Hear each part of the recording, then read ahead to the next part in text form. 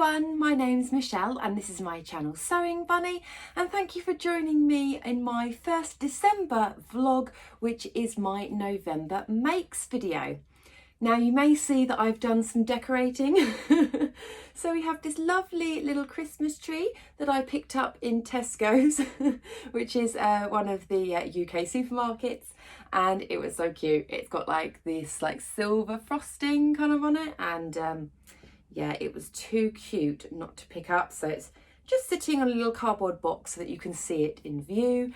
And I've also got some Christmas lights, which you may see, they are indeed polar bears. So I just thought it might add a little bit of fun to the video. So yeah, let's see what I made in November. Okay, so let's start off with something you may already have seen because I did this as a sew along. This is the Sew Over It heather dress. And as I say, I've done a sew along for it, so if you would like some more details, just pop along and you'll be able to see that and see me sew it from start to finish. And I've made it out of Ponte Roma. So this black Ponte Roma came from Minerva Crafts, and this Ponte Roma, which is the dog's tooth, that came from Girl Charlie when they were selling fabrics in the UK. But unfortunately, Girl Charlie in the UK doesn't exist anymore. But I'm sure you can get something very similar from other shops. I think I've seen it around. And I love this dress. I'm so happy with it. Now, I always thought that this dress was going to be a little bit of a complicated pattern. I don't know why. I just kind of saw it on the website and I was kind of thinking, oh, that might be a bit complicated. But actually, this is really, really easy to sew. As long as you can get your head around this part of the pocket, then you're fine. And I have to admit, the instructions for me were absolutely fine. I didn't have any problems with it. And I love how it turned out. You can see here that the houndstooth I've done at the front, and I've also done the same at the back. And what I really like about this dress is the pockets, because from this angle, you'd never know that the dress has pockets. And then you can see there, I can put my hand in there, lovely deep pockets as well. Now, any changes that I made for this, I did lengthen the dress at the bottom by 2.5 inches, just because from some of the pictures that I saw, it did look a little bit short on some people, which is absolutely fine. But I personally don't like things too high above my knee. I prefer kind of sitting just above the knee. I don't like anything much shorter than that. And so I lengthened it, and to be honest, I probably didn't need to lengthen it, but I'm glad that I did, because I think that extra 2.5 inches just makes me feel a little bit more secure. So everything from the pattern I thought was really straightforward. I really like how it came out, and I've just finished the bottom with some overlocking, and then I've also done a zigzag top stitch there. And yeah, the fabric, if you are new to jerseys, I would say a Ponte Roma fabric is a brilliant place to start, because it is so stable and it doesn't kind of stretch too much, it doesn't distort too much, and yeah, I think it's a good one to start out with. So yeah, overall I'm very happy with this one. So let's stick to the Ponte Roma theme. So I made the Grainline Studio Morris blazer, which is this one here, and this is in a blue Ponte Roma. Now, I love this, and I also kind of don't at the same time, and I'll explain why. I love the pattern. I'm not a great fan of this fabric. I got this fabric from eBay years ago when I first started sewing, and it is not a good quality Ponte Roma. It probably looks okay from where you are, but just kind of the more I was kind of using it, pressing it, and just sewing with it, it just kind of, it doesn't feel like a good quality Ponte. Like the one that I got from Minerva, that black Ponte, is so soft. It's almost kind of brushed and it feels really stable. This one just feels a little bit more flimsy. Yeah, it's probably not the best fabric. But anyway, on to the pattern. I really like how this turned out. I love the shape of it because it's like a little cropped blazer, and I just think it would look so nice just on top of just a plain t-shirt or a patterned t-shirt. You could really make it as casual or as smart as you want. And the instructions I found they were okay. There were a couple of times where I was a bit head scratchy. Normally Grainline Studio patterns I'm normally fine with, but I did struggle a little bit with this bottom hem facing section, and it's particularly this corner piece there. I wasn't 100% sure kind of about it. So I had a look online, and I did actually see that Grainline Studio had done a sew along blog post. So I checked that out, and when I read through that, absolutely no problem. All made sense after that. So yeah, if you are making this pattern and you do get stuck on anything, go check out that blog post, which I will link down below, because I found that so helpful. So other things that I like about this, as I say, it is that hemband facing. It just gives a beautiful finish to it, and all of the kind of like the lapel, kind of, would you call it? That's all got a facing on it as well. So it finishes off really nicely, and it does have this kind of waterfall kind of effect when you wear it. You may also notice that I've got some rainbow overlocking thread there. I did treat myself to some in November, and I haven't stopped using it. I love it. I love how it looks. It's so pretty, and it just makes it a bit fun on the inside, doesn't it? And I actually quite like the look of overlocking, so I don't mind if it doesn't blend in as such. I kind of quite like the look of it because, you know, no one's really going to see it. It's only going to be me, and so it makes me happy when I see all this lovely rainbow thread. So yeah, that was the Morris blazer. So I am loving it. I just wish I'd picked a slightly better quality fabric, but at least I know for next time. So now I'm going to move on to the t-shirts that I made. You may have seen from my November sewing plans that I wanted to make 3 t-shirts, and so I did end up making those. So let me start off with this one, which is the Sew Over It Molly top. And this beautiful fabric is from Andrea from Beyond the Pink Door. And this is a beautiful quality. It is so soft and so floaty. Such a lovely jersey. This is a viscose jersey, so you can see there the drape on this is just beautiful. And these lovely flowers, I love all the colours, and I just love how happy it looks. And I must admit, this is probably one of the things I have worn a lot of, because I do love these colours. And so yeah, the Molly top I have made on quite a few occasions. I think if you'd seen my Q&A, I think I've made about 13 or 14 of them now.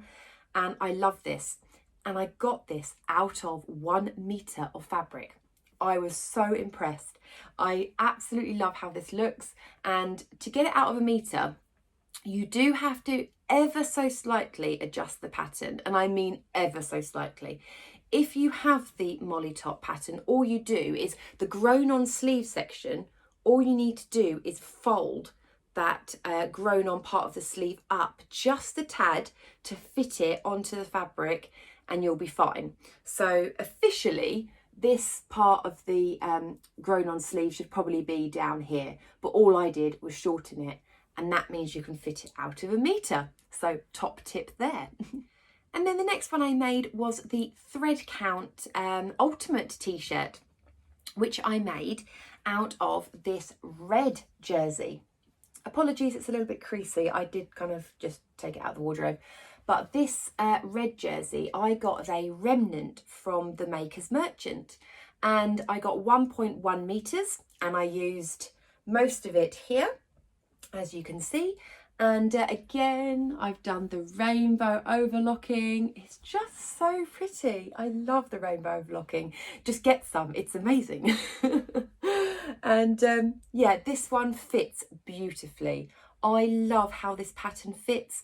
Now, I don't know if you can get the thread count pattern as a standalone pattern, because I got it as part of a sewing magazine. So I don't know if you can get it. I will have a look and see if you can, and I will link it down below if possible. But yeah, this is a lovely pattern and I love the red. It's so Christmassy. Maybe I should wear this actually, maybe for my one nearer Christmas time. Maybe the little Santa hat. It'd look quite cute, wouldn't it? So yeah, that one I love. Next up is the Tilly and the Buttons Freya top. And this fabric is gorgeous. It came from Felicity Fabrics, which I bought a few months back now, I think. And I think it was when they were having one of their sales. And it is gorgeous. This quality is just beautiful. It's really nice and soft. And it's just so pretty. And again, I got this out of 1 metre of fabric as well. I mean, look how long the sleeves are for 1 metre. Such a good pattern, squeezing it out of 1 metre. I was so impressed. And it's got this lovely funnel neck. And I really like this as part of the Freya because it's not ridiculously tight around your neck, so you're not feeling like, you know, it's kind of really close. It is slightly loose, but it still sits up quite nicely.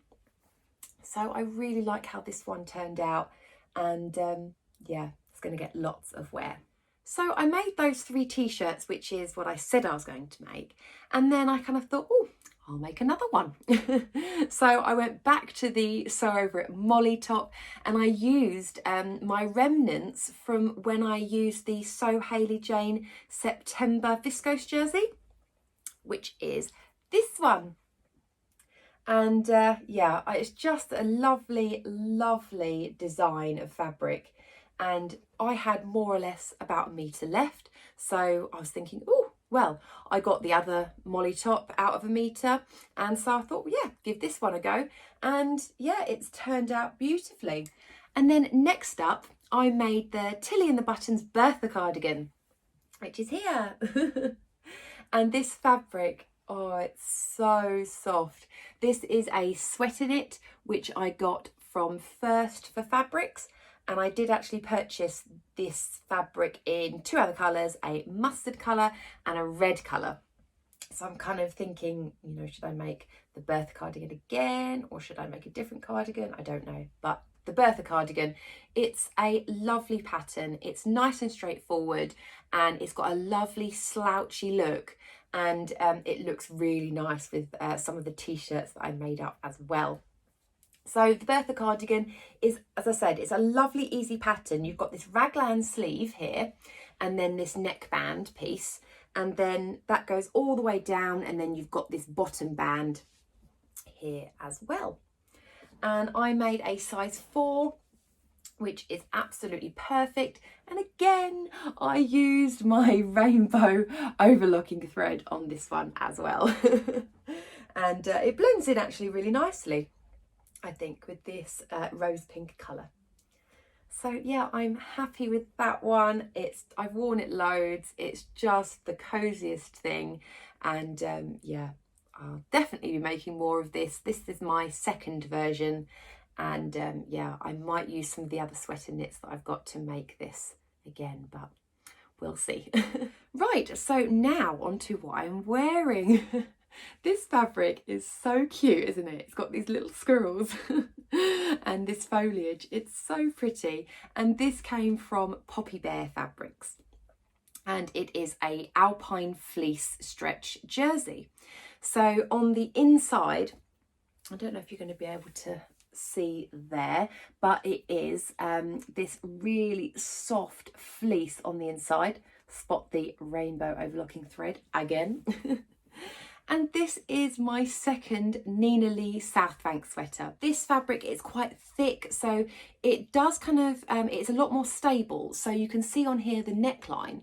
My other one, my first one, I did have to kind of fold in half because it wouldn't stay upright. Whereas this one, you can see, stays up perfectly. So it's nice and cozy. And I did exactly the same as my first version. I did lengthen it by 2.5 inches, so it does have a nice length on it. And just today I've got it teamed up with some grey tights, and yeah, it just makes for a really nice cozy jumper. And then on to my final make, which was actually using some jersey scraps. I was very inspired by Alex from Gingerhead & Co. She had been making a lot of her own undies, and she's brilliant at scrap busting. She makes like scrap busting kind of like tops and hoodies, and I was watching her videos because I love her channel. And yeah, I just kind of thought, yeah, I'm going to use some jersey scraps. So I made the Megan Nielsen acacia pattern. And I used some jersey scraps. So you may recognise this red, which was from my thread count t-shirt. And I've used this black piqué elastic, or underwear elastic, whatever you call it. And again, rainbow overlocking thread on the inside. Oh, sorry, plant. So yeah, I've made some out of the red. You may recognise some of these jersey scraps. There's some pink ones, which I got from my, again, thread count duo of t-shirts, the one with the v-neck. This is a viscose jersey that I made, which was for my mum. And then some French terry with the walls. I didn't have quite enough, so I did have to use some purple in there as well. Otters. My Grainline Studio Linden sweatshirt, t-shirt. So I had a bit left over from that. And love this one. The koi fish from my Pattern Union Molly tee. So I didn't have quite enough for this one to do it all the way around. I had to do horizontal stripes and then vertical stripes on the back. But how cute are they? Save the best till last. Everyone knows, if you watch my Q&A, probably what my favourite pattern or my favourite make is at the moment, which was my Juno pyjamas with my cats on. So I made ones with the cats as well. So yeah, more undies for my drawer. And I have to admit, it's brilliant because I'm just going to make, every time I make a t-shirt or something, I'm just going to cut out if I've got any scraps, and yeah, have a drawer full of undies that I've made myself. And also, it sounds a bit weird, but I actually really like it because it kind of reminds me of all the other makes that I've made. I didn't tell you actually, yeah, the wolf one was from my Pattern Union Eva tee. So yeah, that was everything that I made in November. I hope you enjoyed watching. If you did, then a thumbs up would be amazing. And if you haven't subscribed already, it would be lovely if you could. So I will speak to you all in my next video. Thanks for watching. Bye.